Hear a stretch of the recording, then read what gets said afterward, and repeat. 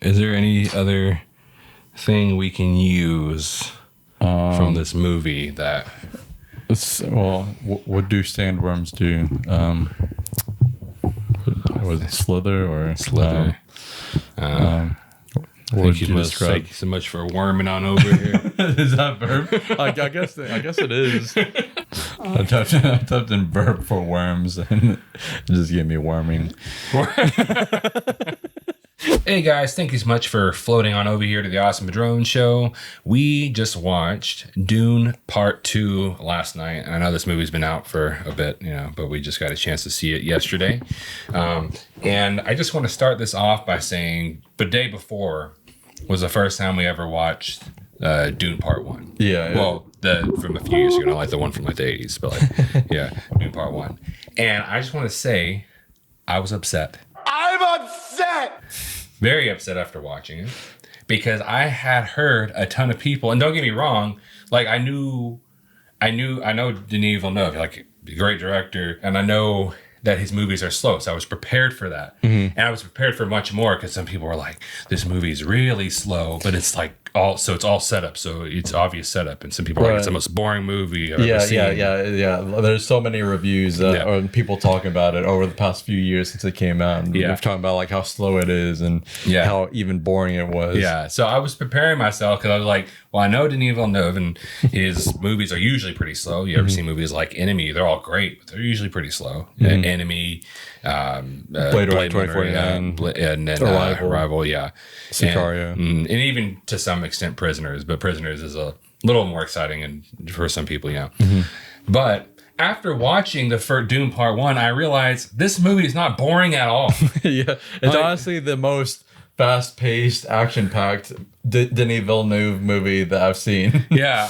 I've seen most of his movies, and it's definitely the most fast-paced, action-packed movie that he's directed, in my opinion, at least. Yeah. In the first 40 minutes, like, sure, maybe a little slow, but like, what do you want them to do? You want to just like, there's a lot of story here, It's not going to be like just starting off going into it, There's a lot of story that they want to build up here. And they build it up pretty nicely in that one. And I know we're not doing a review over Dune Part 1. Right. Well, whatever, like to some extent. We didn't review the first one, so maybe we just quickly talk about it. But that first one is great. Mm-hmm. The first 40 minutes, kind of slower. But for me, Denis Villeneuve's directing style is so well done. The cinematography is so beautiful. The writing is so great. The acting's good.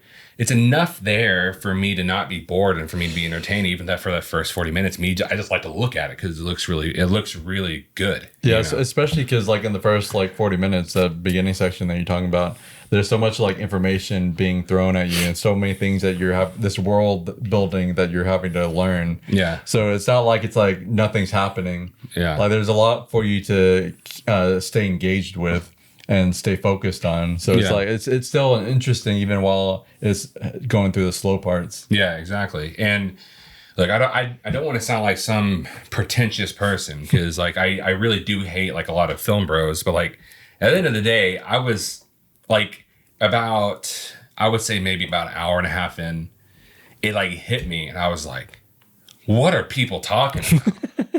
Like, honestly, what has anybody been talking about? Yeah. I literally saw some people say it was the most boring movie they had ever seen, which might be true for that person. Yeah. But they have not seen boring movies. Right. If you think Dune Part 1 was boring, you have not seen a boring movie. Go watch, and I like these movies. Yeah. But go watch A Ghost Story. Go watch First Reform. Go watch Personal Shopper. And then watch a woman eat a pie for 10 minutes straight with no cuts. Yeah. Go watch those and then come talk to me, okay, about what boring is, okay? And I know I'm sounding really angry here because I kind of am. Dune Part 1, it's not boring. Yeah, you doubled down on that. I thought you were going to be like, I know I sound mad, but I'm not. Nope, you doubled down. No, I am. It's a good movie. It's not boring, okay?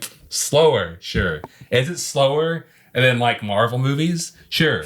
I don't want to trash Marvel nowadays, maybe. But I'm not going to trash a good chunk of Marvel, I'll say that. But like if that's what you're comparing it to, then yeah, it's gonna be boring. You're gonna, it's gonna be slow, but it's a good movie. Yeah, really I agree. good. Anyways, go watch Dune 1 if you haven't seen it. Okay. Also, I don't know why you're here if you haven't watched Dune 1. Yeah. Okay. Not like on the channel, but like watching a video about Dune 2. Yeah. Yeah. If you haven't watched Dune 1, get away from our channel. I don't want you here. We're super fans of Dune now. We just watched it 2 nights ago. Yeah, but now that we got that rant out of the way, we can go ahead and talk about Dune 2, which is a movie that I was really excited for after watching Dune 1, because a lot of people who didn't like Dune 1, who found Dune 1 really boring, or even the people who liked Dune 1 but admitted it was slow, were like, yeah, Dune 2 is actually a lot better. And a lot more fast-paced. A lot more fast-paced. And granted, I will say, I did actually love this movie. I did like it a lot. And it was probably, to some degree, a little more fast-paced than the first one. But I will say, I do actually think, I actually know I like the first one more. Yeah, I agree with that. Yeah. I definitely found myself enjoying the first movie more than I enjoyed the second one. Even though, like same as you, I did like the second one quite a bit still. Yeah. I did like the first one more. Yeah, and I won't say it was substantial. It was at least a good little amount for me to be able to notice it. But I do want to just bring up a lot of the great stuff, and obviously it's Denis Villeneuve, and I know it's over here like we're really just gushing over him right now. He's a really good director, though. You should watch his other stuff. You shouldn't watch his other stuff if you didn't like Dune 1, though. Oh, yeah, definitely, yeah. This movie is honestly beautiful, and if you haven't yet and you haven't got a chance to do it, I would heavily recommend seeing it in theaters. I'm actually pretty upset I didn't see the first one in theaters. Oh, yeah, same. I would heavily recommend seeing it in theaters, even probably like if you can do it like IMAX or Dolby. Something like that. I'm really upset because there's only a few select theaters in the nation that showed it in 70 millimeter IMAX, which we have one in Dallas. We live you live in Dallas. I live like 45 minutes from Dallas. There's a theater in Dallas, one of the few 70 millimeter screens in the U.S. But for some reason they weren't showing it. Yeah, on that screen. So I was kind of disappointed. Yeah, I'm like, what are you showing there if you're not watching? Yeah, right. Yeah, I can't even think of what other movies are out right now. Yeah, but we saw it in IMAX. It was like laser or something like that. Like so the picture was really good. I'd recommend seeing it in something like that if you can, because the movie itself. And I know a lot of people don't agree with this, but the movie itself is made for theaters. And I mean, you can watch, you watch it at home and stuff like that later on, but I would really recommend it because the movie is beautifully shot. Yeah. And it's all filmed in IMAX too, which is exciting to see. Yeah. So like it stays the full screen, the whole movie. And I'm so mad because we saw this at AMC and I wanted to get the famous Dune popcorn bucket. Yes. Yeah. But they were sold out. We asked for it, and they're sold out. I'm going back sometime this week. Yeah, and I'm gonna hopefully they get another shipment. I was so upset. I was like, man, I was wanting one. Just to have, like, literally just to have it. Really? Literally, yeah. Just to put on my shelf. Nothing else. No funny business. The movie is pretty exciting, and I'll say, there's probably some slower parts in here, and I could probably see some people maybe if you don't like the first one finding some parts in here boring. But the whole movie is pretty exciting. It's pretty entertaining to watch, but overall, I think whenever it comes to Denis Villeneuve movies, the thing that stands out for me is always his directing and then the cinematography of his movies. Yeah, the shots are just like so beautiful. Every time they have like a wide shot of the scenery and everything is just amazing. And then the way he's able to blend the special effects. And obviously, I want to give credit to the special effect artists as well, but just how they're able to blend all of it together and make it look so real. Yeah. Like, it's some of the best special effects I've seen. It really is, yeah. And then, like, whenever you get to the story gets really good. And obviously, you're building up the story, that you're going from the story of the first one. But the story of this movie is actually really good as well. I think one of my favorite aspects is kind of the commentary on, like, really cultish religions. And the dangers of those types of religions, because the whole movie is, and I don't really want to get too deeply into it.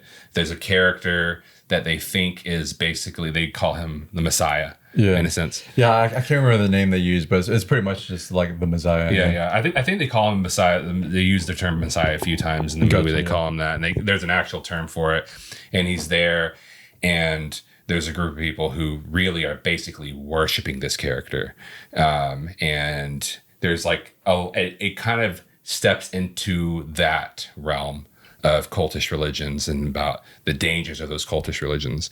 I do like that commentary a lot they put in here. Yeah, same. I do. And I do too. yeah, I mean, and it also leads into some of the actual comedy in this movie. I won't say there's a lot more comedy in this movie than the first one. Right. But comparatively, there's a good chunk more comedy. Yeah, especially with the Javier Bardem's character. Yeah. He's a lot more funny in this one than he was in the first one, which he wasn't in the first one that much. He's in this one a lot more. Yeah. But he does bring a little bit of comedy to this movie. Yeah, and honestly, the characters in general are pretty good. Javier Bardem's character is really great. I do love Zendaya in this movie. She wasn't in the first one all that much, so you don't really get to know her all that well. But her character is really interesting in this movie. I like her a lot. Of course, you have Timothée Chalamet is really good. I think he does a lot. I mean, he has a lot more to do in this movie than the first one. The first movie, he's kind of just learning about all this stuff, right? But in this movie, he knows a lot more about it. So but overall, I think he's a lot better in this movie than even in the first one. Right? Yeah. The first one, he was more of a, I guess, like a passive protagonist. Yeah, exactly. Which wasn't a bad thing. It's just how his character was. Yeah, and it kind of his character needed to be at that point. Yeah. And this one, he's more of active. Mm-hmm. He's more actively doing things. Yeah. The acting is really good as well. Yeah, honestly, I'm not gonna lie. With the Timothée Chalamet, it took me a little bit to warm up to him as in this role.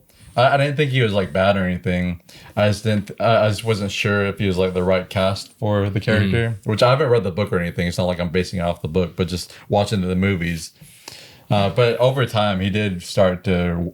I did start to warm up to him as that role. He did start getting a little bit better, in my opinion. Yeah. As the movies went on, I also really do like the plight that the Timothée Chalamet's character Paul goes through in this movie. Is he's afraid to have too much power because he's starting to have these visions. So it's just an interesting conflict that he's going through. And honestly, which I told you this before, but it's kind of funny.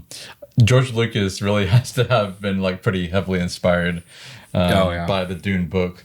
Yeah, whenever he created Star Wars. I mean, obviously there's like major differences between the two. It's not like a carbon copy or anything. It's not like he like copied it, but there were quite a bit of similarities between the two. Yeah, I still like Star Wars more, but I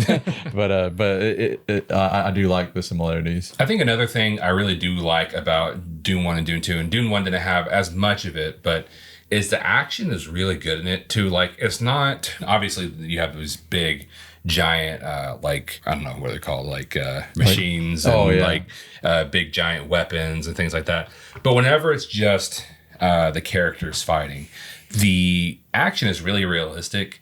Like, it's not like these yeah, right. It's not like super flashy or anything. Like that. It's very realistic. Like, a punch is just like a noise, so just a warning, they don't have those sound effects that Marquez just made. They don't have those in the movie. That's what you don't see, like, you don't see pow come across the screen.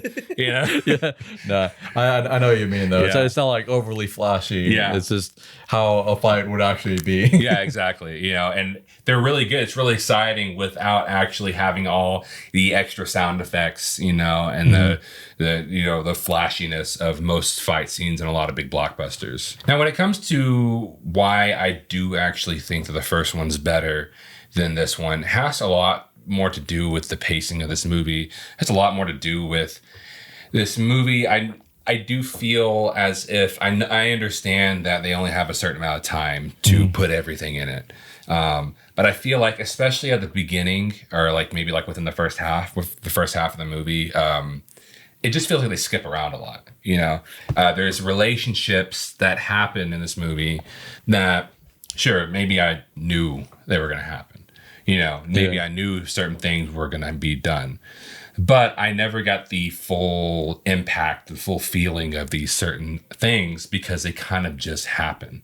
There's really interesting aspects of this movie that honestly really delve deep. Not really delve, but they really contribute a lot to the themes of the movie. But because of the fact they're skipping around, you don't really actually get to see these things happening. They kind of just say that they're going to happen, and then a few scenes later they're done. Right. Yeah. After the movie, we were kind of talking about each of our thoughts about it, and after a little bit, we realized we kind of had similar complaints like they kind of tied into each other, because the way I felt about it, which I mean, I do agree with what you just explained, because it does kind of skip around a little bit too much, especially towards the beginning. But like, I really feel like a lot of things in the second one, they happen a little bit too easily, quite a bit. Which we're gonna go into spoilers a little bit later in the video, so I won't say anything right now, specifics. But I feel like some things happen a little too easily, and some things, like you said, they said they were gonna do, but then it just kind of skipped over it, and they were doing it. Yeah. And it was like, they're either doing it or it was already done. Yeah, exactly. The next time they showed the character. So I felt like they could have shown a little more, which is kind of crazy considering this movie's like 2 hours and 40 minutes. Yeah. And it still felt that way to where exactly. they cut out some stuff. It's so long already, but I felt like it should have been a little bit longer. Yeah, exactly. To show some of those things. Yeah, I really do think it could have gone to 3 hours, to be honest, because I don't even think that really anything could have been shaved off, because I think everything in the movie is needed to get to the end of the movie. You know, like to get what they needed come across. So I feel like they could have had like 20, 30 extra minutes and gotten a lot more in there.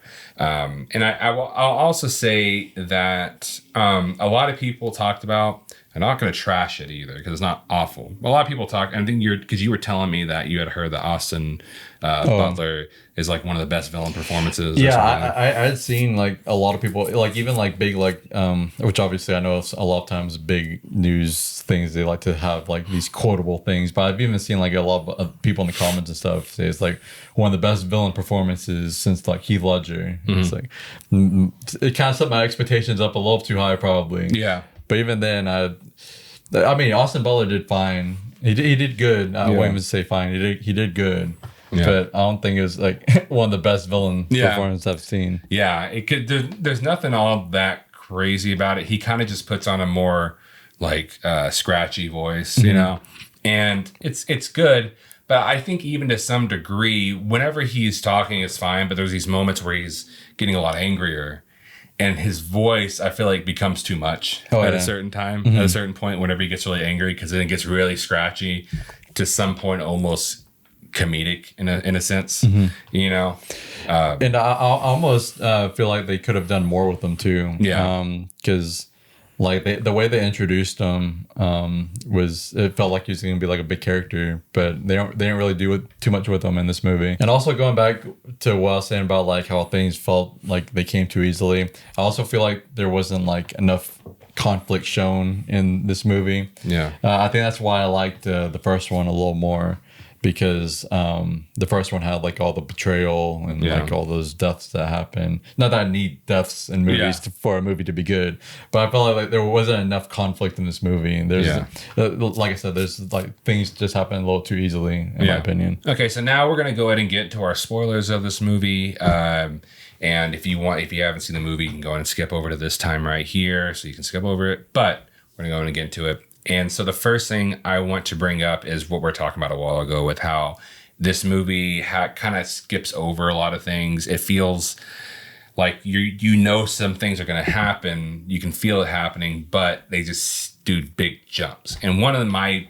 biggest parts of what I was talking about is between Timothée Chalamet and Zendaya's character. Oh, yeah. And you know from the first movie, you know they're gonna get together at some point, right? You yeah, know, like even if you haven't read the book, yeah, even if you haven't read it, it's obvious it's gonna happen, and so it's not like I was like, oh, whoa, where'd that come from?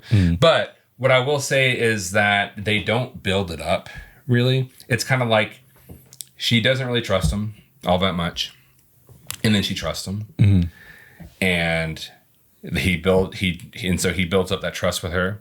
And then there's a scene where they kiss. And there's about a scene or so whenever he builds that trust, and they do a big skip to where they just kiss and they're together now.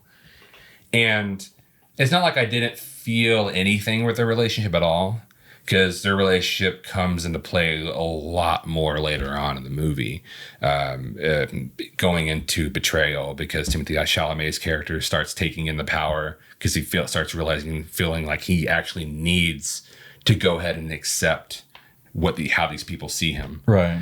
And that kind of makes Zendaya feel betrayed by him. Yeah. You know, and so it goes a lot into that, and you do get that feeling from it. It's not like you don't feel anything from that, but it's just there could have been if they would have. There's built, also that whenever he chooses Florence Pugh as his wife, also he chooses Florence really Pugh. huge betrayal on Zendaya's character.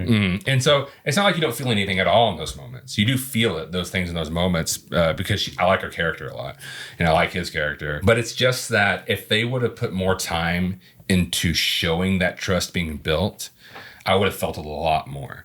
Because to be honest, I didn't even realize they were together until they kissed. Oh yeah, and I was like, because like I said, it's like she didn't fully trust him, and then he gained her trust real quickly, and then they were like sitting on like a sand dune or something like that, and I started realizing, like, are they gonna kiss? Like, where did this come from? Yeah. And they kissed. I was like, okay, well, that was kind of quick, you know. And so that right there was, I felt like they just needed to add a little bit more for me to actually completely care and completely feel what they were wanting me to feel with that. The two that are kind of on the top of my head, like instances where I feel like it kind of jumped a little bit too much, was the first one was whenever Paul's mom, Rebecca Ferguson, she's like talking to, it's like kind of in the beginning of the movie, well, towards the beginning of the movie, she's like talking to herself and the baby that she's pregnant with. And she's like, we have to like convince these people that Paul is actually the Messiah or whatever. Well, I can't remember the name that they used. She said that, but then like the very next scene, I don't know if it was the very next scene they showed her, but it was one of the next scenes that they showed her. She's like, okay, that's done. Yeah. Like, we really didn't see her do anything. Yeah, anything at all. Like, and what's crazy. I thought it was gonna be like a cool thing of her like showing her like manipulating these people. Yeah, but it's like it just cut to her saying that it was already done. Yeah, and what's crazy is that like that's a big part of this movie is the kind of the allegory, or I guess just going into. Well, I won't even say allegory, but the dangers of really culty religions like this, where there's a man that they are following right there, and it's like you go after the weak, because I think she's like, you have to start with the weak ones or something like that. Yeah, when she's talking to herself and the baby. Yeah, you have to start with the weak ones. And that would have been a cool thing to see, because I do like that scene. When she's saying that. Exactly. And that's why I was kind of excited to see where that was going to go. Yeah. Yeah. And then it's like all of a sudden she has a ton of followers. And like, okay, well, yeah, exactly. And so they could have added a little more to that. Like I said, especially since like that's like almost the main point of this movie is that, and I feel like it would have been a lot better if they would have just shown maybe one, maybe two scenes of her talking to someone and slowly manipulating these people into this. And the second scene I was off the top of my head I can think of is whenever so Paul and Zendaya's character, they're talking on top of the sand dune, and Paul's like, is he gonna teach me to ride a sandworm? Yeah. And Zendaya's like, nah, because you're not like fermented by blood, just by name. And which, I mean, obviously I figured at some point they're going to teach him to ride a sandworm. I didn't think it was just going to end right there. Yeah. But like one of the next few scenes, they just showed him like going off to ride a sandworm for the first time, and he does it like pretty perfectly the first time. It's like, oh, we don't even get him scenes like of him like training or like being taught how to do it or anything. They just show him immediately going out there and doing it, which I know part of it is like they're wanting to show that he's these people believe that he's a messiah, and so he's able to do it. But like, I don't know, I feel like they could have at least shown him a few scenes of like practicing and all that. I don't know, it just happened a little bit quick. Yeah, I'm gonna say that Dune Part 2 is 83% awesome, and I'm gonna say that Dune Part 2 is 80% awesome.